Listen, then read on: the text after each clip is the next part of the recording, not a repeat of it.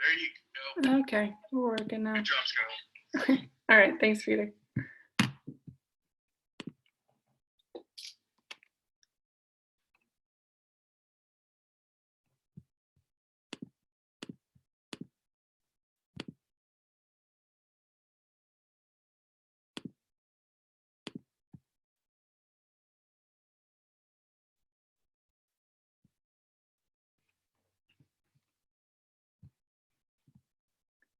Hi there, welcome everyone.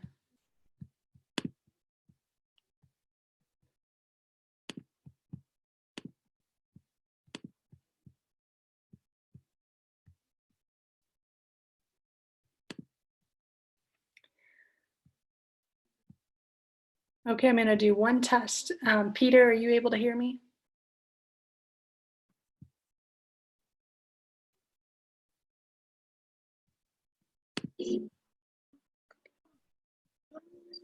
Hi, Skylar. Hi there, how are you? I'm good. Good. Okay, awesome. Well, first of all, thank you all for your patience. I'm going to continue admitting people here. Go ahead and get started. Say it again.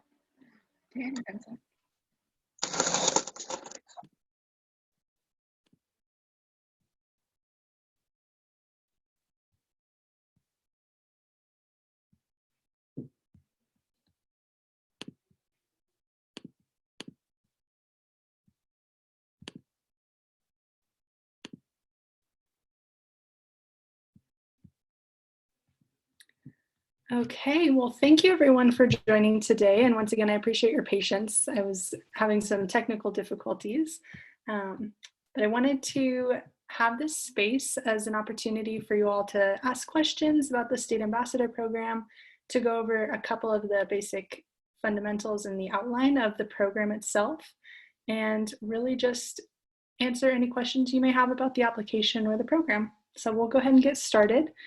We're going to start with a couple of ground rules, and that'll make it easier to participate with this session as well. And it will be recorded for reference at a later time, and then it'll also be posted on the website. So some of those ground rules, if you have questions, you are more than welcome to put those in the chat. If you'd like to speak, that's all right as well, but please leave your video off for youth safety issues. So if you could please leave your video off, that would be much appreciated.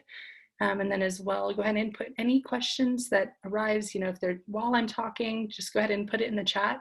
And we can pause here for a moment. If anyone has any questions from the get-go that they'd like to be addressed during this session, please go ahead and type those now, and we'll be sure that those get addressed. And then the final thing is, if you can please stay on mute just to improve the sound quality overall, that would be wonderful. Are there any questions at this point?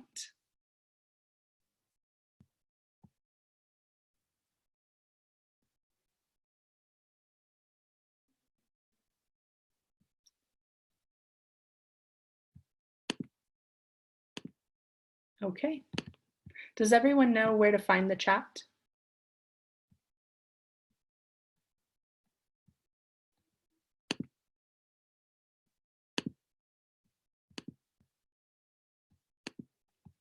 Wonderful.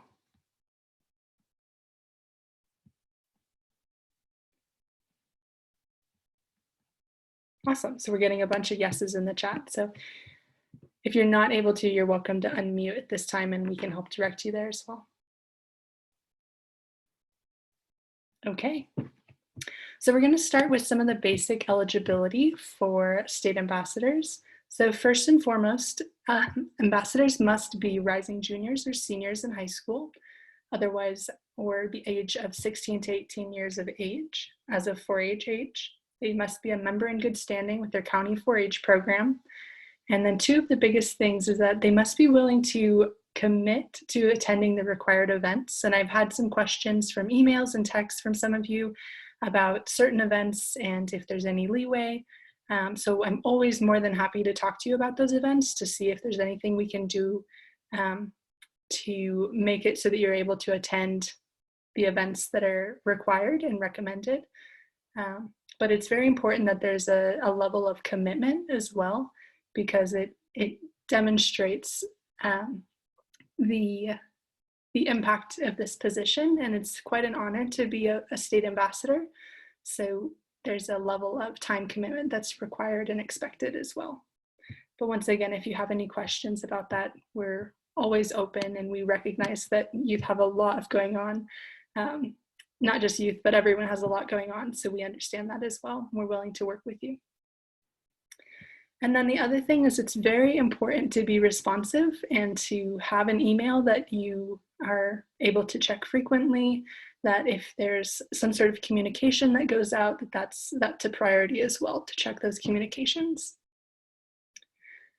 Next, I want to just go over a little bit about each of these positions and see if there's any general questions about those roles. So the first three are going to be the 4-H State Foundation Ambassador, the 4-H State Ambassador President, and the 4-H State Communications Ambassador. So these three roles are somewhat of they help to support the other 4 roles, and they also have a little bit more ambiguous or vague roles, if you will. So the communications ambassador, they would do everything from taking notes at the meetings to helping, with social media channels, making sure that they're posting things on the social media stories during events, and they would be doing everything related to communications and words, and communicating with other team leaders, and just making sure that everything's covered on that front. The 4-H State Ambassador President, it would be someone who can help support all of the other ambassadors. They may be asked to attend the annual conference for cooperative extension, but then and with a bunch of adults, but then they might also help support the agriculture ambassador at the annual National Livestock Show as well. So there's a little bit more of an undefined role, but more of a supporting role, and just helping to keep all of the other ambassadors in line and moving forward with their goals for the year. And then the 4-H State Foundation Ambassador. So this is going to be a person who is really interested in the financial aspects of funding 4-H, and then also helping to pair youth with scholarships. So there's over 40 scholarships that are given every year. So it's all about helping youth to know that those scholarships exist, helping advocate for this program, in fact, is funded at least partially by the Arizona 4-H Youth Foundation, if not more, quite a bit more than partially. So it's really important that we have that connection to them, and that we are a part of their events throughout the year, and we get to meet some of the donors who are helping fund some of these really cool opportunities for youth. Are there any questions about these 3 roles?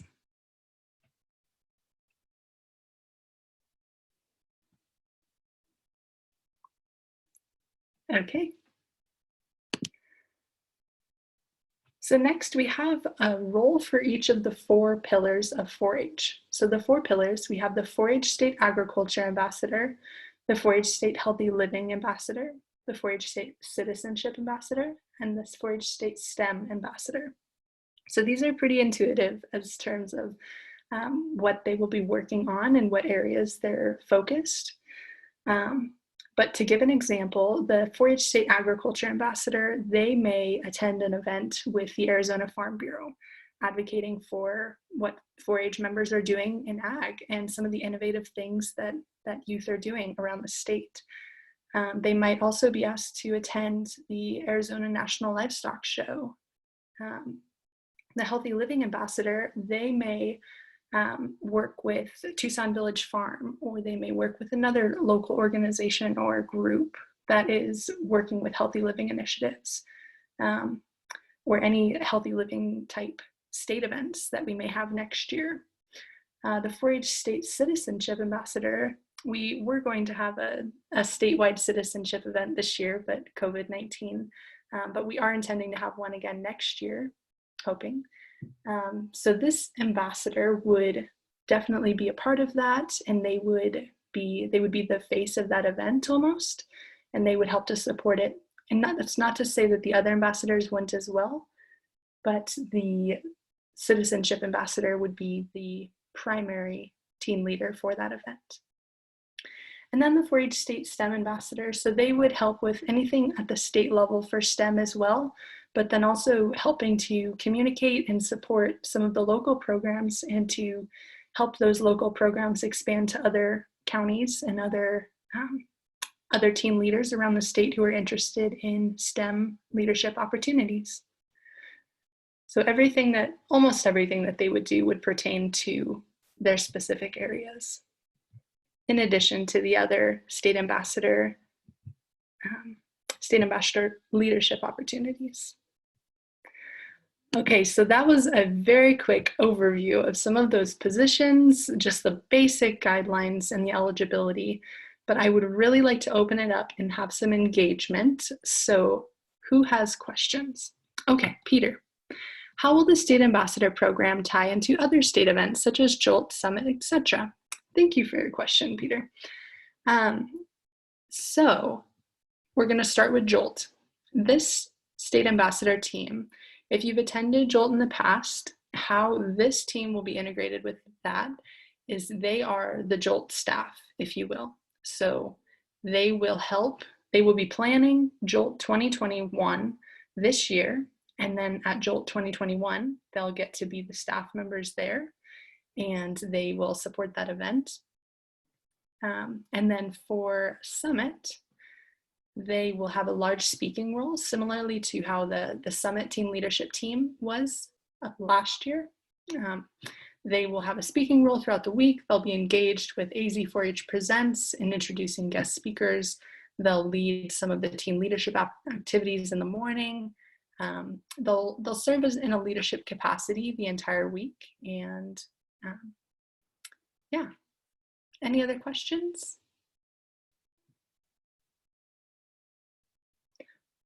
Okay, so at this point, how many of you have started your application?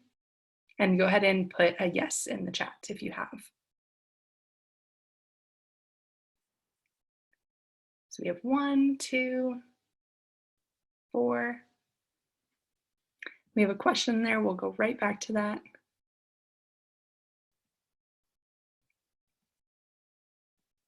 Okay, so we have 6 yeses so far. That's awesome.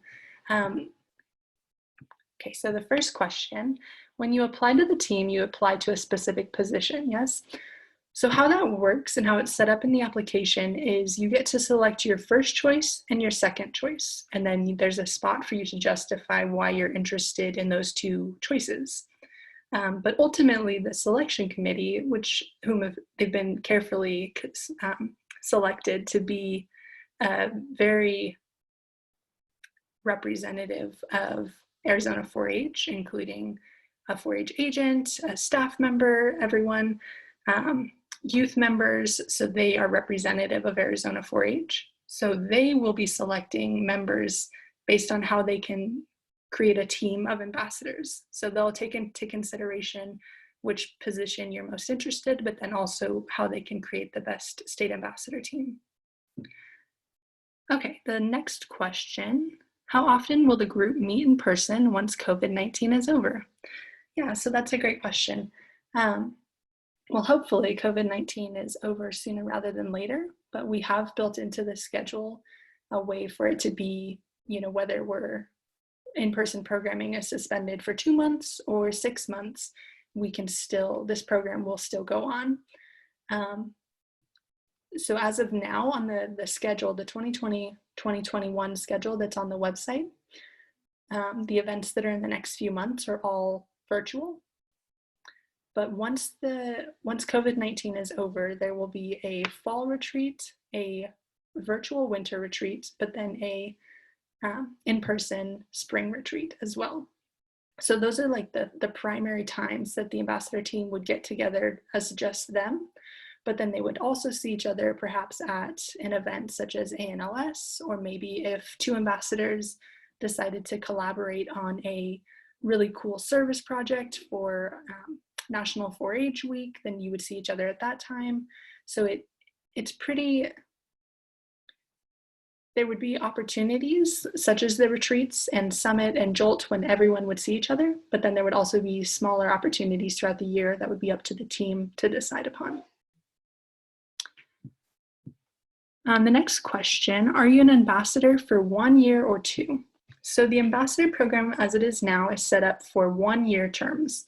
So you could be a state ambassador your junior year or your senior year. Yeah, and that's how it's set up at this time. If the restricts get lifted soon, will the Zoom meetings get changed to face-to-face meetings? Yes, the only one that I did create the winter retreat as a, one moment, I just want to make sure I don't have someone.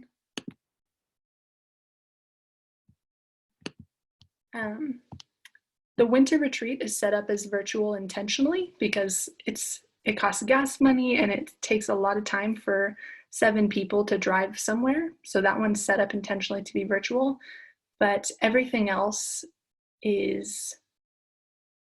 could potentially be in person, yes. So the fall retreat right now is set up to be in person, but if it needs to be virtual, then it can. Can you reapply after serving your 1-year term? So to clarify on this question, that would mean that this person had applied going into their junior year and they were an ambassador for their entire junior year. So then they could not apply to be an ambassador for their senior year. And that's the only case in which they would even be eligible to reapply.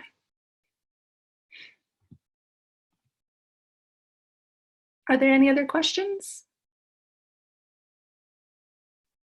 So we have 6 people who are working on their applications. Is there anyone who's submitted their application?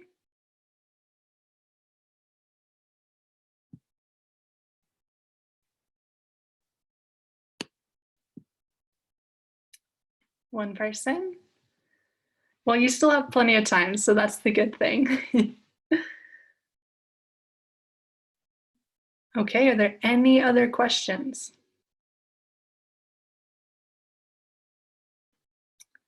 From Ben, okay. If someone is 18 but in college, are they able to apply or is it just open to high school juniors and seniors? So I do really appreciate this question and I've received it before. And for a variety of reasons, including high schoolers and college students are going to be at different stages in life, but then also a college student is not going to be as embedded and involved in their local 4-H program. And then there are a couple of other reasons too, because they would be turning 19 throughout that year, potentially. We are not allowing college students to apply. But Ben, you are more than welcome to reach out because there are some other really cool collegiate opportunities that we're looking to launch. We're looking to launch the collegiate 4-H program with a lot stronger force. And then there's also some really cool leadership opportunities with National 4-H Council when you're in the 18 plus age group. So feel free to email me if you're interested in any of those.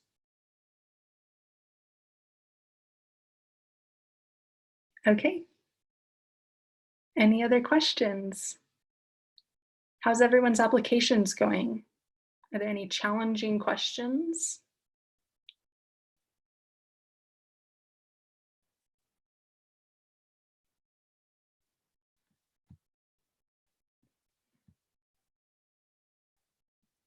Okay, one more question here.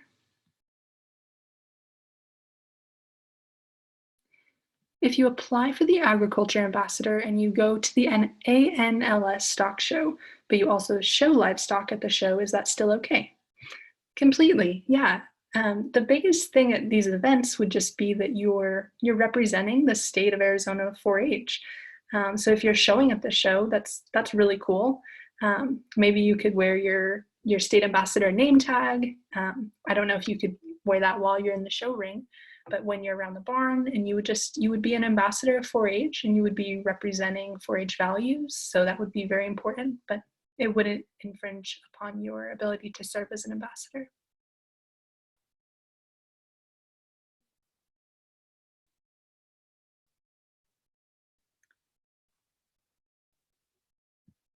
Awesome, thank you, yes.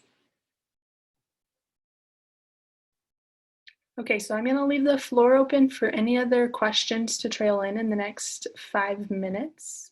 Go ahead and shoot those my way, whether it be through the chat to everyone or privately.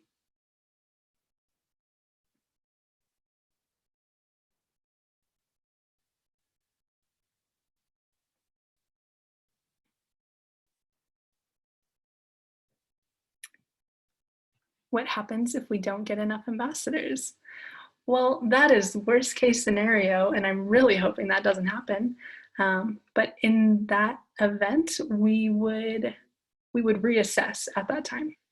But I have a very good feeling that we're going to get enough ambassadors, especially if the 6 of you who are working on your applications get them submitted.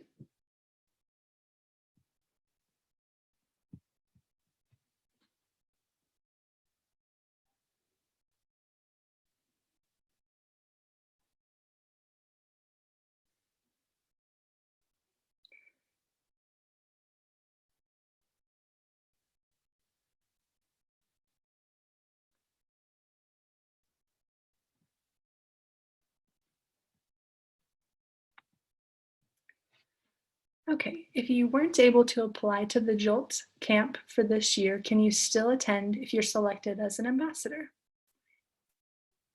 Yeah, so that's a great question. And I believe we're still in the decision phase as to how we're going to have JOLT this year, because I remember in-person programming, unfortunately, has been suspended until August 1st. So JOLT is not happening in person this year. But you could most certainly, if they decide to do a virtual event, you are not late. You are still welcome to apply and attend. And in the event that we were going to be able to have JOLT in person, the state ambassador team from this year would have been there in a supporting role to the JOLT staff this year, in case they needed extra help with anything. And so they could see how it is run for next year when they're responsible for planning JOLT 2021. Okay, one more question. If several people apply for the same top 2 ambassador positions, how will it be decided who gets which position? So that's a great question. So once again, the selection committee is representative of Arizona 4-H around the state, and there will be, I believe, 8 voting members on the selection committee and 2 who are non-voting members, who would be the state ambassador advisors. So there's 2 people who want the same position, then it would come down to the application and the essay questions, the short answer questions, how compelling their statements were, and then also the interviews. So we would specifically ask about that position and really get an indication of who the selection committee feels would be the best representative in that role.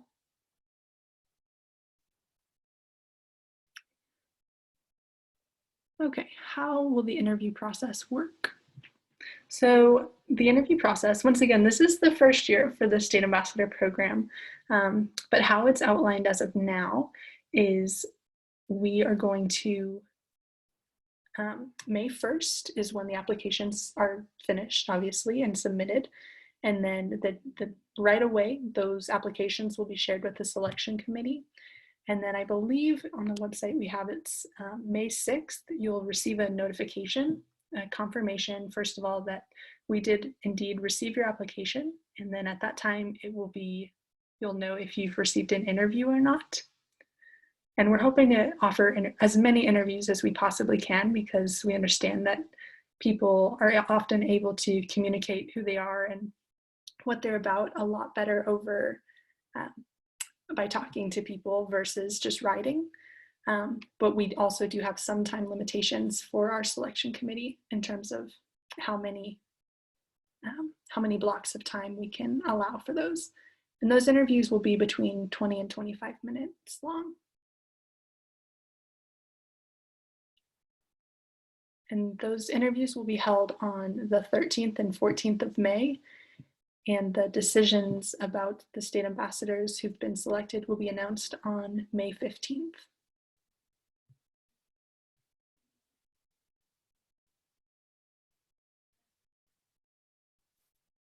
Is it clear as mud? Does anyone have any questions?